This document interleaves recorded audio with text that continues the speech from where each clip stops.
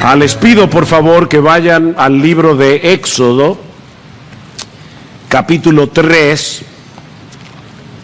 Éxodo, capítulo 3. Y vamos a leer los versículos 13 y 14. Entonces dijo Moisés a Dios: he aquí, si voy a los hijos de Israel y les digo, el Dios de vuestros padres me ha enviado a vosotros, tal vez me digan, ¿cuál es su nombre? ¿Qué les responderé? Y dijo Dios a Moisés: yo soy el que soy. Y añadió: así dirás a los hijos de Israel, yo soy, me ha enviado a vosotros. Hace unos años yo tuve que viajar a Canadá por razones ministeriales y unos amigos, hermanos en la fe muy queridos tuvieron la gentileza de llevarme a conocer las cataratas del Niágara. Y mis hermanos, cuando uno se expone a un espectáculo natural como las cataratas, de manera espontánea surge un ¡wow! Aunque no sea pronunciado con la boca, pero que se produce en el corazón. Decir que aquello fue impresionante se queda corto de lo que experimenté ese día. Ahora, cuando uno se encuentra en situaciones como esas y contempla algo tan espectacular, uno no tiene que decirse a sí mismo, ahora debo abrir la boca y decir wow, porque eso sería lo más apropiado. Además de que no quiero que los hermanos que han hecho el esfuerzo de traerme a la catarata piensen que yo me he sentido decepcionado. No, mis hermanos, las emociones no funcionan así. Uno simplemente se detiene a contemplar ese espectáculo, millones y millones y millones de galones de agua cayendo por minutos arcoíris que se forman en el fondo de las cataratas cuando el agua rompe y se convierte en vapor, un ruido atronador, y en una forma natural uno dice ¡wow! Así funcionan nuestras emociones y así funciona nuestra adoración. Dios nos creó con la capacidad de experimentar asombro ante todo aquello que es hermosamente inusual.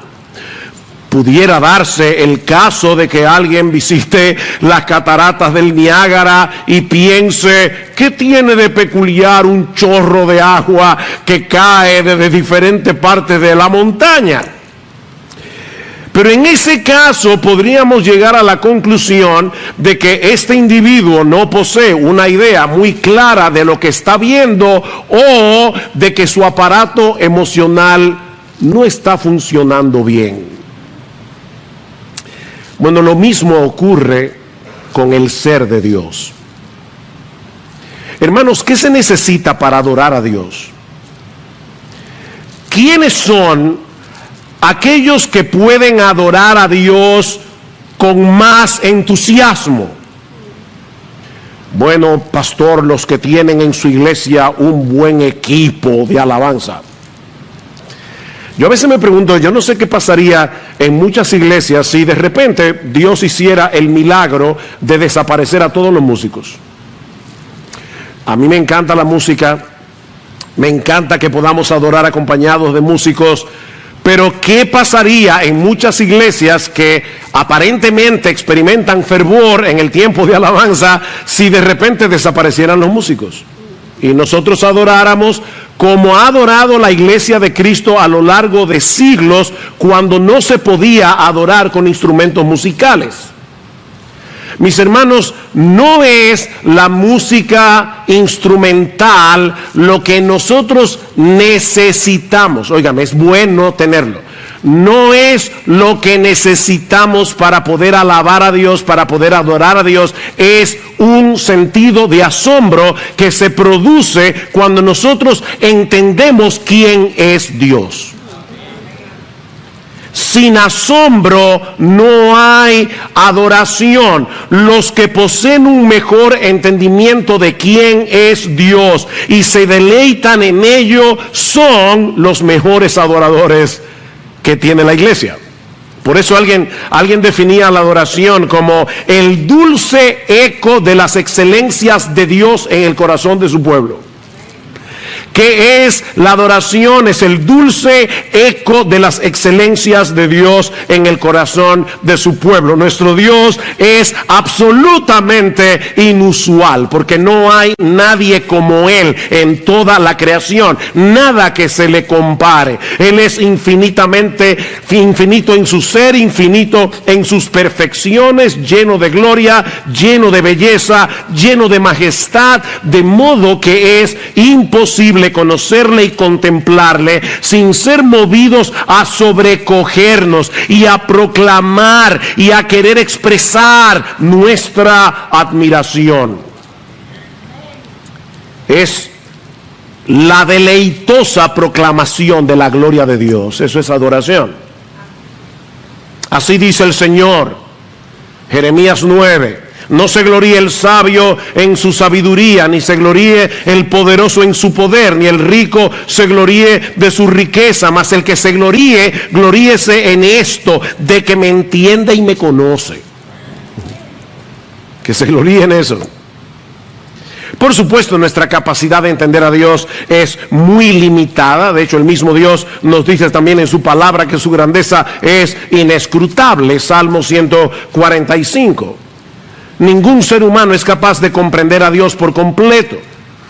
Y sin embargo, conocemos lo suficiente, dice el mismo Salmo 145, como para contar sus alabanzas a otras generaciones. Dice el salmista, en el glorioso esplendor de tu majestad meditaré.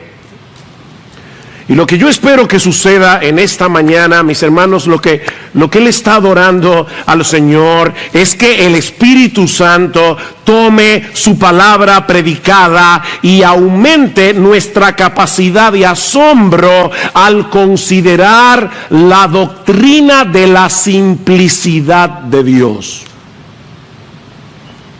Como parte de la serie que ya el pastor Salvador inició hace unos domingos atrás acerca de los atributos de Dios. Dios es simple. Lo que yo quiero, mis hermanos, lo que pretendo es que salgamos de aquí anonadados, sobrecogidos, al comprender un poco mejor quién es ese Dios que se nos revela en su palabra escrita y encarnada, y al que llamamos Padre, si es que hemos venido a Cristo en arrepentimiento y fe. Que nuestra capacidad waosística sea aún mayor al final de este mensaje. La simplicidad de Dios. Ese es uno de esos atributos que la Iglesia de Cristo ha confesado a lo largo de los siglos, pero del que tristemente no se habla mucho en estos días en las iglesias, o incluso se ignora por completo. Es muy probable que muchos creyentes nunca en su vida hayan escuchado hablar de la simplicidad de Dios. Y que incluso algunos se sientan extrañados al escuchar que Dios es simple. No solo extrañados, ofendidos posiblemente con la declaración de que Dios no es un ser complejo. Dios es simple. Por eso me adelanto a decir que al afirmar la simplicidad de Dios, y créanme hermanos, yo voy a hacer todo lo que esté a mi alcance, ¿verdad?, para que esto se pueda comprender. Pero al afirmar la simplicidad de Dios, no estamos diciendo que Dios sea simplista. Hay una diferencia abismal entre una cosa y otra. Por ejemplo, el libro de Proverbios nos advierte que no podemos ser simples, ¿verdad? Una persona simple es una persona que no posee la capacidad ni la sabiduría necesaria para lidiar con asuntos complicados y para tomar buenas decisiones éticas, buenas decisiones morales. No podemos ser simples en ese sentido. Pero decir de Dios que Él no tiene esa capacidad sería un insulto. Entonces, ¿a qué nos referimos al hablar de la simplicidad de Dios? Bueno, veamos en primer lugar la simplicidad de Dios explicada, para luego ver la relevancia que tiene entender esto, la simplicidad de Dios aplicada. La simplicidad de Dios explicada.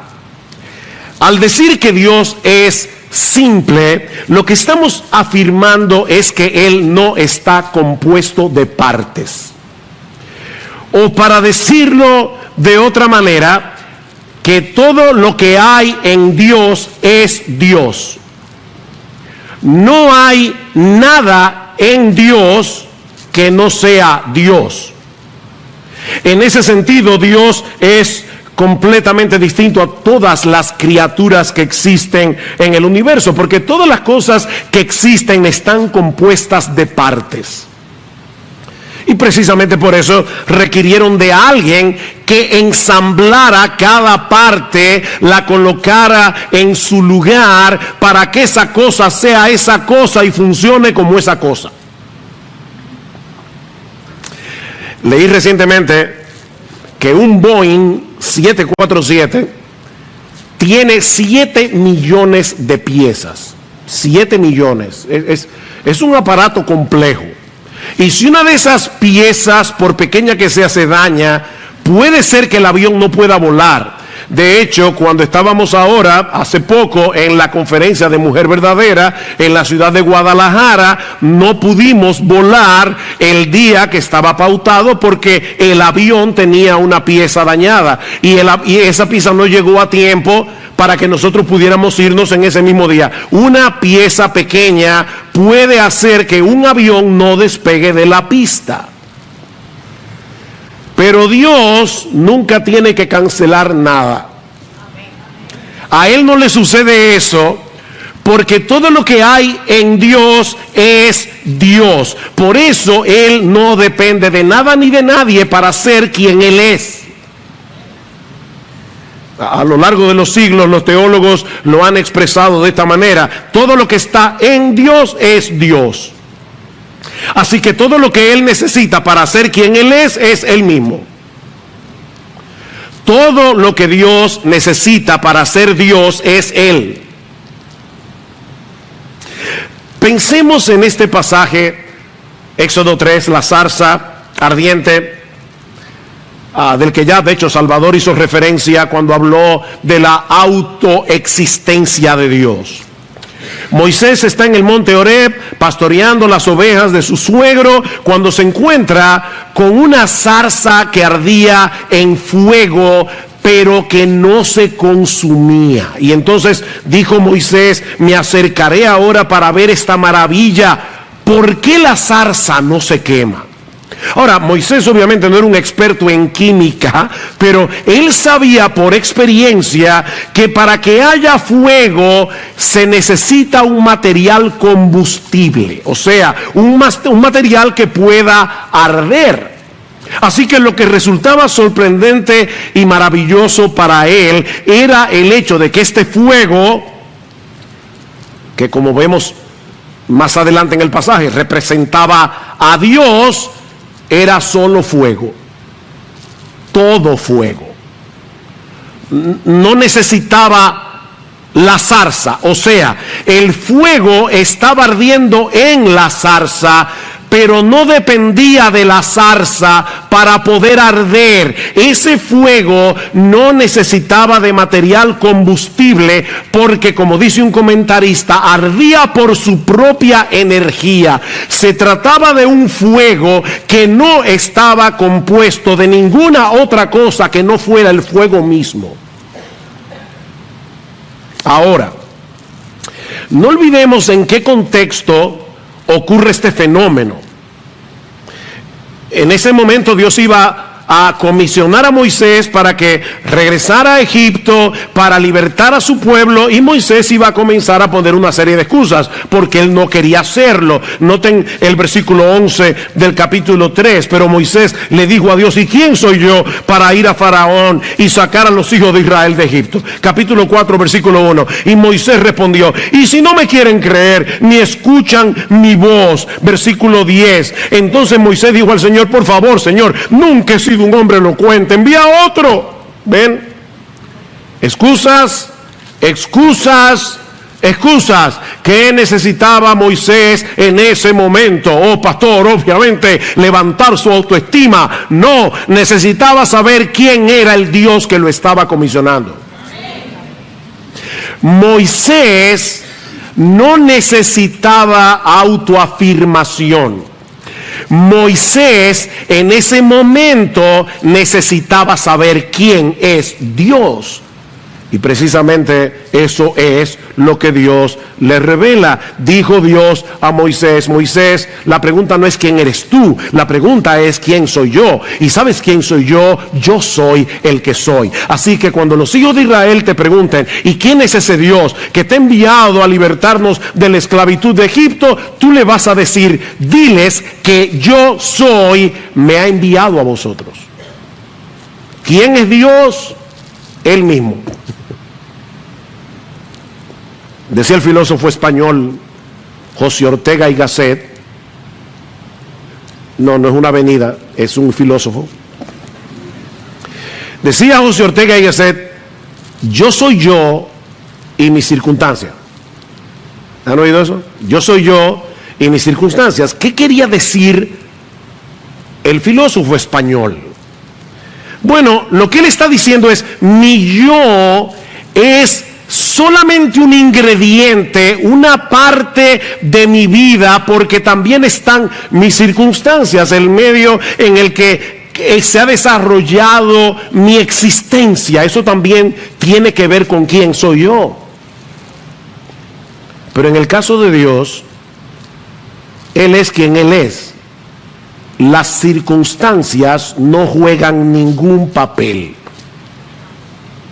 Así como el fuego de la zarza no necesitaba ninguna energía fuera de sí mismo para arder, Dios no necesita de nada fuera de sí mismo, ni para existir, ni para ser feliz. Y era ese Dios autosuficiente, absolutamente independiente, la fuente de todo ser y de toda vida, el que estaba enviando a Moisés a liberar al pueblo. Dios no necesitaba a Moisés para hacer su obra, pero todo lo que necesitaba Moisés era a Dios. Dios no necesitaba a Moisés, ni a ti, ni a mí, ni a nadie. Pero tú, yo y Moisés necesitamos a Dios. ¿Se dan cuenta, mis hermanos, que esta no es una enseñanza meramente académica que deba reservarse únicamente para los teólogos? Esta es una verdad esencial acerca del ser de Dios que los creyentes necesitamos conocer para alimentar nuestra confianza y nuestra admiración por Él.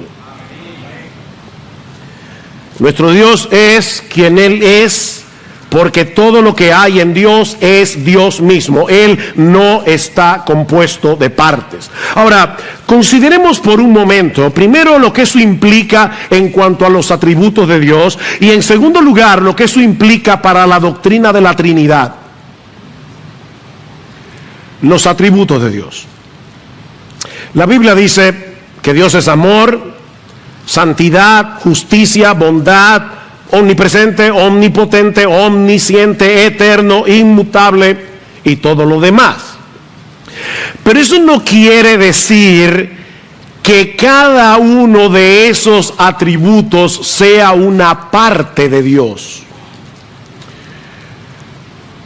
Como si Dios estuviera compuesto de un 30% de amor, 20% de santidad, 20% de justicia, 30% de poder.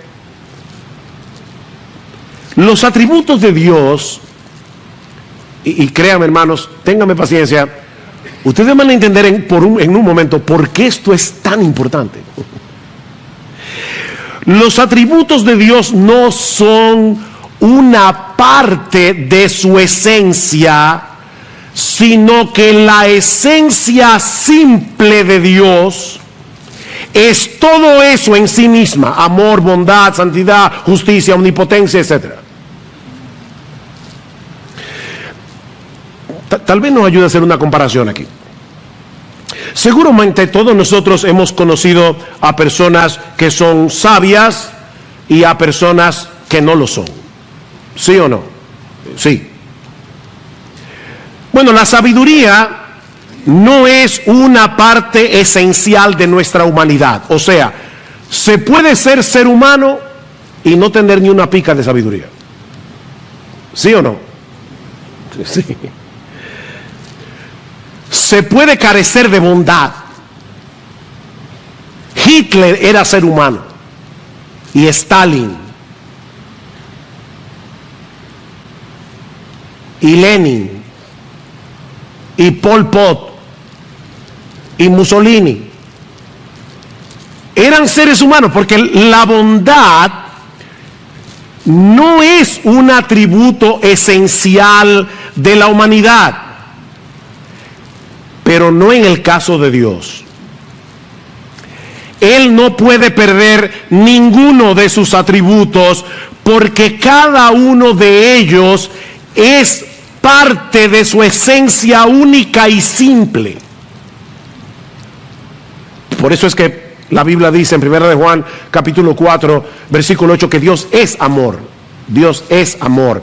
No es que Dios tiene la capacidad de amar, no es que Dios ama, no, es que la naturaleza misma, la esencia misma de Dios es amor. El amor realmente es Dios, y Él ha dado al hombre la capacidad, por ser hechos a la imagen y semejanza del Señor, de poder amar relativamente, pero Él es absolutamente amor. Él es luz. No es que Él tiene santidad, es que Él es la santidad. Y lo mismo podemos decir del resto de sus atributos. Por eso decía el teólogo Sinclair Ferguson que en última instancia Dios tiene un solo atributo: su divinidad. Uno solo. ¿Cuál es el único atributo de Dios? Que Él es Dios. Y Dios, en su esencia, es todo eso: amor, santidad, justicia, poder. Otro ejemplo que puede ayudar. Pensemos en un rayo de luz pasando por un prisma. Como probablemente ustedes saben, en 1666 el matemático y científico británico Isaac Newton descubrió que si un rayo de luz pasa a través de un prisma de vidrio, se dividía en los 7 colores del arco iris: rojo, naranja, amarillo, verde, azul, índigo y violeta.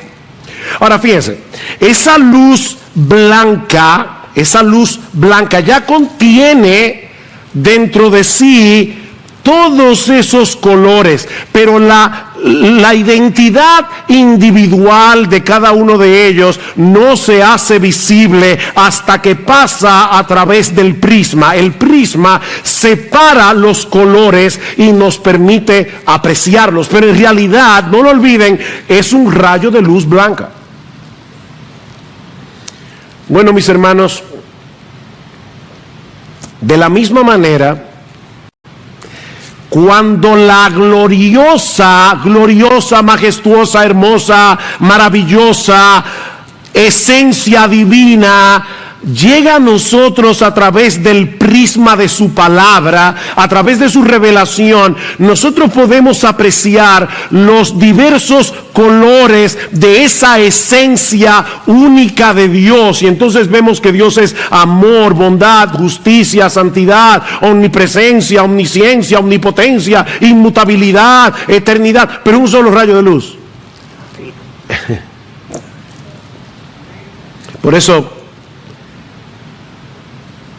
Agustín de Hipona hablaba de la simple multiplicidad de Dios. La simple multiplicidad de Dios.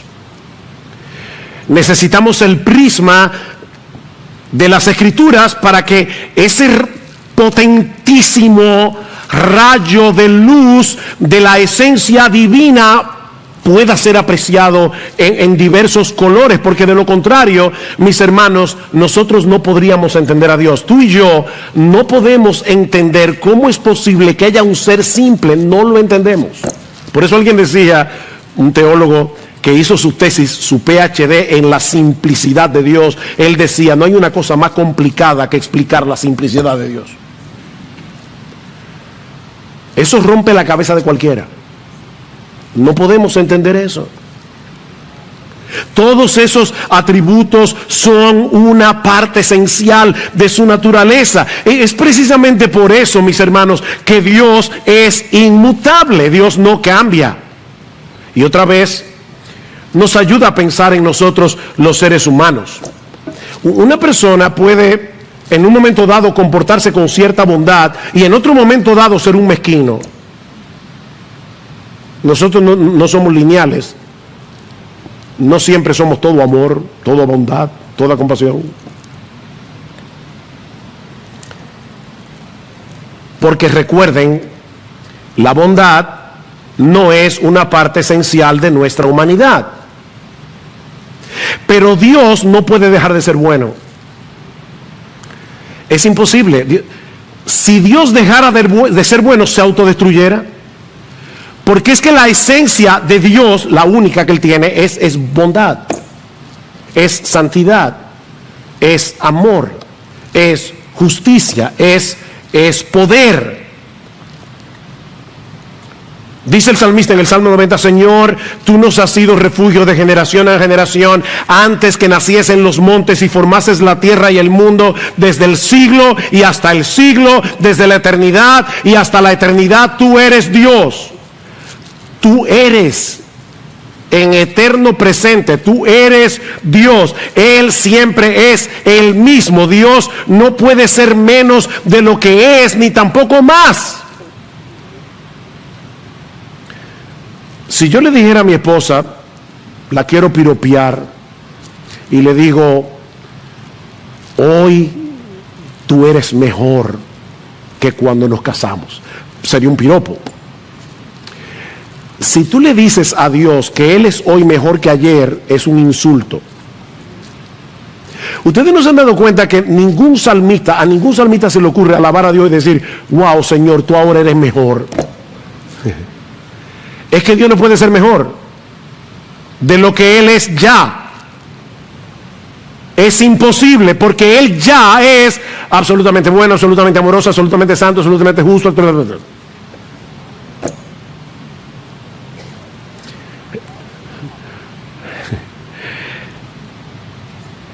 Dios no cambia porque es imposible que cambie.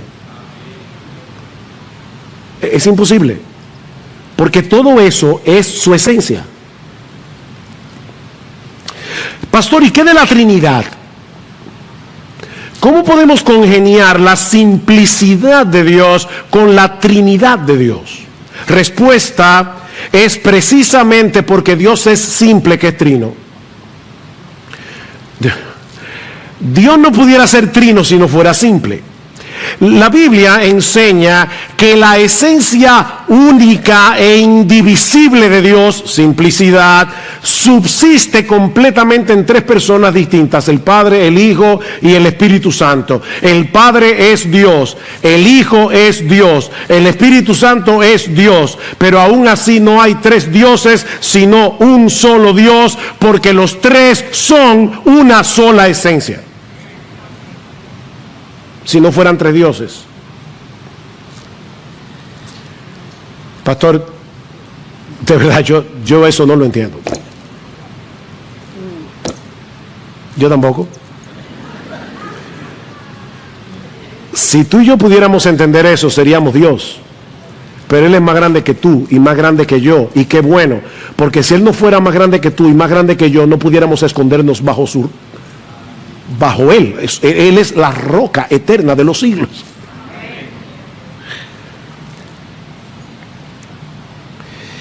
Jamás podremos entender con nuestra mente finita la Trinidad de Dios, pero esa es una verdad que Dios ha revelado en su palabra. Ahora, eso no significa, y aquí es que viene la parte importante, que Dios está compuesto de tres partes llamadas Padre, Hijo y Espíritu Santo. Un tercio el Padre, un tercio el Hijo, un tercio el Espíritu Santo. Como si cada una de las personas de la Trinidad poseyera un tercio de la esencia divina. De hecho, una vez escuché a alguien lamentablemente decir que la Trinidad, eso es fácil, se puede comparar con el huevo. O sea, el huevo tiene cáscara, yema y clara. La cáscara en sí misma no es el huevo, ni la yema en sí misma es el huevo, ni la clara en sí misma es el huevo. Es el huevo. O sea,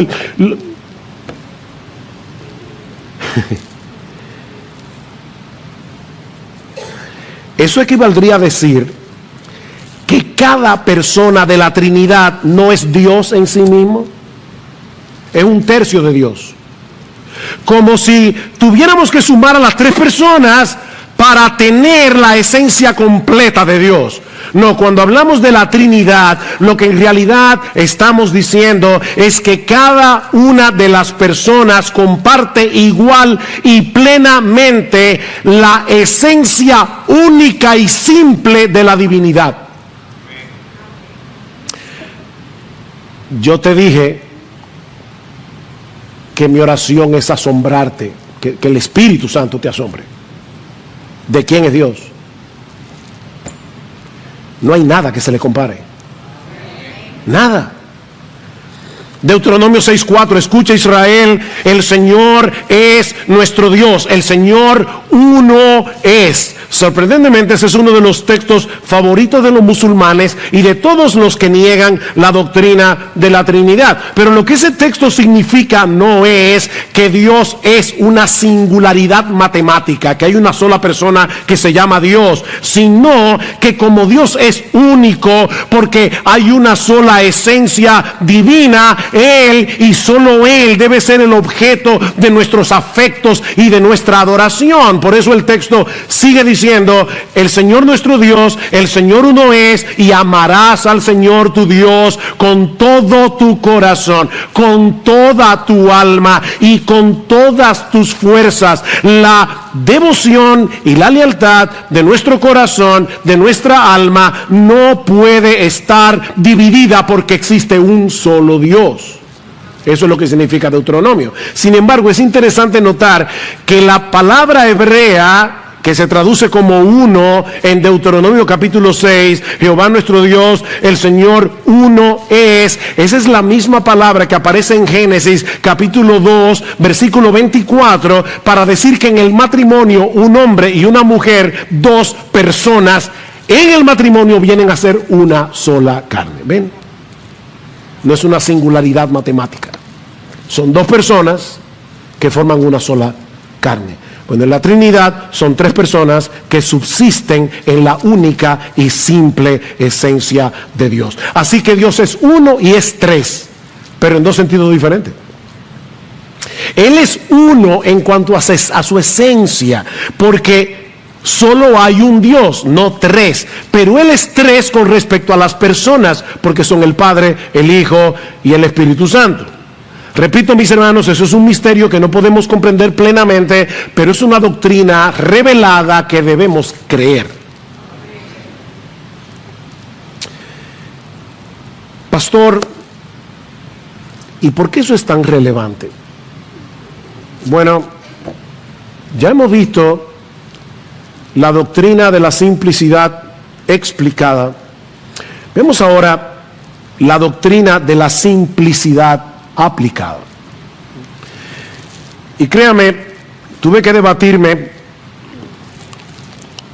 en cuanto a cuántas aplicaciones traer.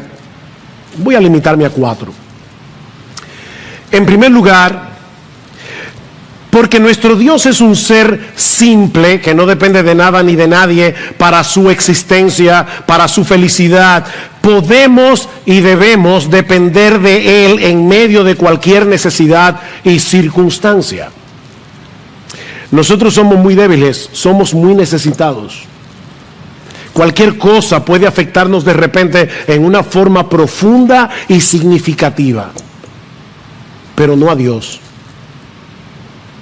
Nosotros necesitamos a Dios, tú necesitas a Dios, Él no necesita a nadie. Pero podemos confiar en Dios precisamente porque Él no necesita a nadie, porque Él es simple. Como ustedes saben, el viernes 12 de mayo, mi esposa y yo participamos de una celebración que fue muy importante, de mucho gozo para nosotros. Lo más lejos que yo tenía es que ese día terminaría en la emergencia de un hospital en Louisville, Kentucky, con un fuertísimo dolor de espalda. Esa fue la celebración. Reflexionando después acerca de este incidente, yo decía, Señor, de verdad yo quiero tratar de entender, yo no necesito entender, pero yo quisiera como entender por qué pasó esto, qué tú me quieres enseñar. Y varias cosas vinieron a mi mente en ese momento. Por un lado, que en este mundo caído definitivamente no existe la perfecta felicidad. No existe. Por otro lado, que siempre debo estar profundamente agradecido con mi Señor y mi Salvador cuando estaba en el momento más agudo del dolor, estaba privado del dolor. Yo solo podía pensar, mi Señor Jesucristo se hizo hombre y Él decidió tomar ese lugar, ese dolor que es infinitamente superior a este, para que yo fuera salvo. Y eso de verdad produjo mucha gratitud en medio del dolor. Por otro lado, pensé definitivamente, solo Dios puede ser nuestra completa satisfacción. Pero otra de las enseñanzas que yo saqué ese día es que solo Dios merece la gloria por todos nuestros logros, porque nosotros somos demasiado frágiles. Solo Dios merece la gloria, pero qué bueno, mis hermanos, que dependemos de un Dios absolutamente autónomo, un Dios que no necesita de nada ni de nadie fuera de sí mismo para ser quien Él es y para ser absolutamente feliz. Dice en Isaías capítulo 49, porque yo soy Dios y no hay otro Dios y nada hay semejante a mí, que anuncio lo por venir desde el principio y desde la antigüedad, lo que aún no era hecho, que digo, mi consejo permanecerá y haré todo lo que yo quiero. Ni tú ni yo podemos decir, yo voy a hacer lo que yo quiero. Porque una cosita minúscula que no se ve te puede postrar en una cama. Pero no a Dios. Podemos y debemos depender en todo de ese Dios, porque Él hace todas las cosas según el designio de su voluntad, como dice en Efesios 1:11. Su voluntad prevalecerá, mis hermanos, porque Él no necesita buscar nada fuera de sí mismo para hacer lo que Él se ha propuesto hacer. En segundo lugar, porque Dios es un ser simple, debemos vivir con la conciencia. Debemos vivir con la conciencia de que Él está plenamente presente en todo lugar con todos sus atributos. Es un ser simple. La semana que viene me toca predicar sobre la omnipresencia de Dios. Ahora les adelanto que lo que eso significa no es, niños, cuando Dios, la Biblia dice que Dios es omnipresente, lo que eso significa no es que Dios es grandote, grandote, grandote, tan grandote que Él llena todo el espacio. No.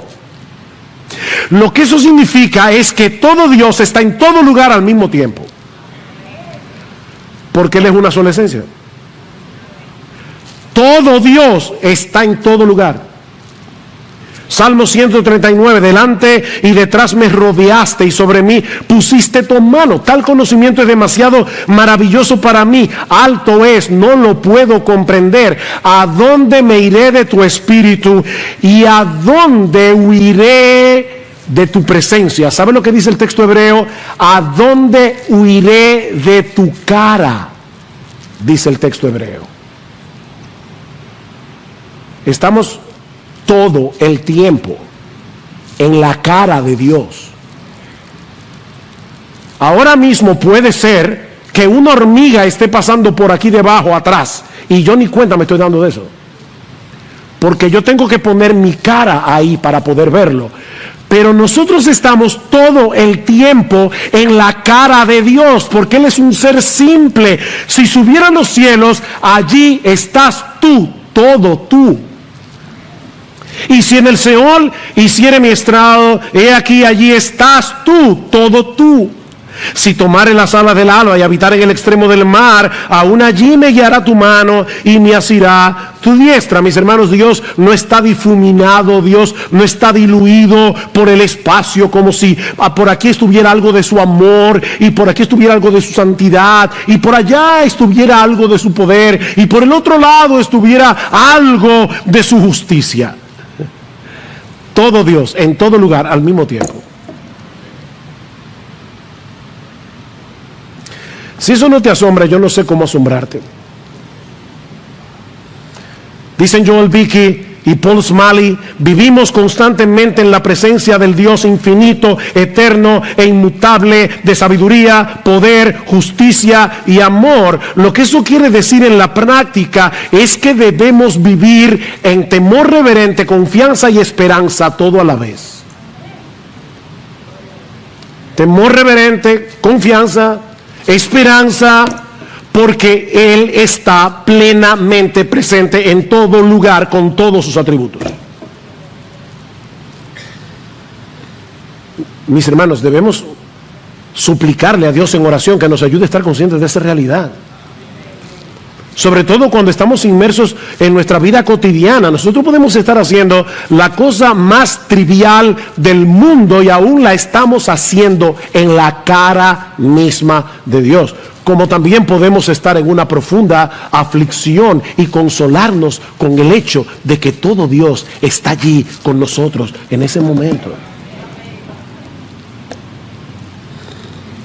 En tercer lugar, porque nuestro Dios es un Dios simple, en dependencia del Espíritu Santo, debemos cultivar todas las virtudes que nos hacen semejantes a su carácter. Todas las virtudes. Dios no es más amoroso que santo, ni más santo que bondadoso, ni más compasivo que justo. Recuerden, es un rayo, un solo rayo, una única esencia, que es todo eso a la vez. Y Él nos hizo a su imagen y semejanza. Es verdad que el pecado distorsionó la semejanza de Dios en nosotros, pero Cristo vino a restaurar esa imagen, de manera que los cristianos no podemos darle más importancia a algún aspecto del carácter de Dios por encima del otro.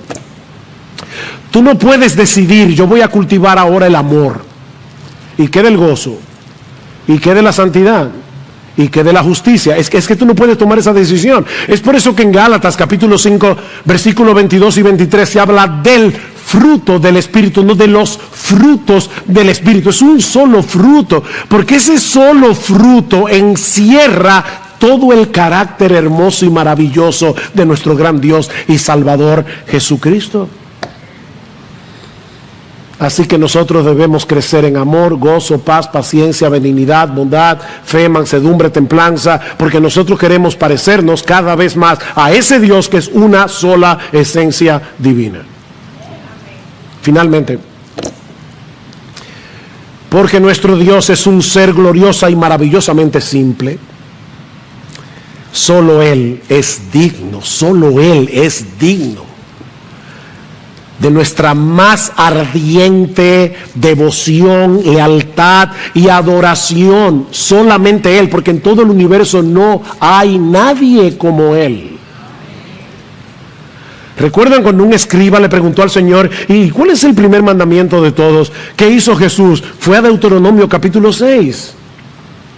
Y le dijo, el primer mandamiento de todo es este: oye Israel, el Señor nuestro Dios, el Señor uno es, y amarás al Señor tu Dios con todo tu corazón y con toda, porque es un solo Dios, con toda tu alma, con toda tu mente y con todas tus fuerzas. Ese es el principal mandamiento. Si Dios es uno, si hay una sola esencia divina, no podemos tener nuestros afectos divididos. Debemos amarlo y adorarlo únicamente a Él con todo el corazón, no con una parte, con toda nuestra alma, con toda nuestra mente, con todas nuestras fuerzas. Es cierto que de este lado de la eternidad, mientras el pecado more en nosotros, adorar a Dios de ese modo es prácticamente imposible, es una lucha. Pero en la misma medida en que se acreciente nuestro asombro por quien Él es, en esa misma medida aumentará el fuego de nuestra devoción por Él. Recuerda, mi hermano, mi hermana, que la adoración es el dulce eco de las excelencias de Dios en el corazón de su pueblo.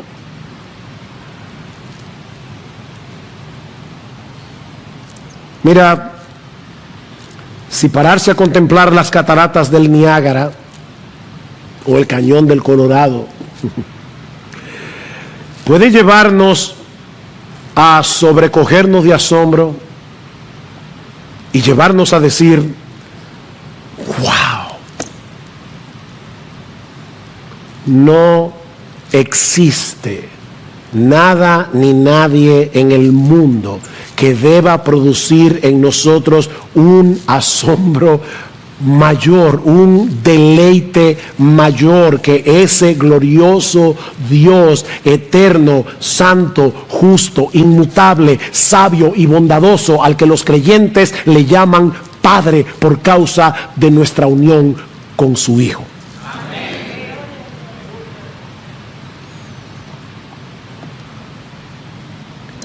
Mira, mi amigo, si tú estás aquí sin Cristo, de verdad, tú eres digno de lástima. Tú eres digno de lástima. No existe un privilegio mayor que tener a Dios como Padre. Conocer a Dios, que se gloríe en esto, en entenderme y conocerme. No se gloríe el sabio en su sabiduría, ni el rico en su riqueza, ni el poderoso en su poder. El que se gloríe solo tiene una razón para gloriarse, en que me entienda y me conoce. Si tú no conoces a ese Dios, tú eres digno de lástima, de verdad. Pero tú puedes conocerlo hoy. Él se ha revelado, Él viene a través de su palabra. Y nosotros podemos conocerlo viniendo a Cristo en arrepentimiento y fe, para que ese Dios, ese glorioso Dios, ese majestuoso Dios, ese incomprensible Dios, venga a ser nuestro Dios y nuestro Padre. Concluyo con estas palabras de doxología en el libro de Judas.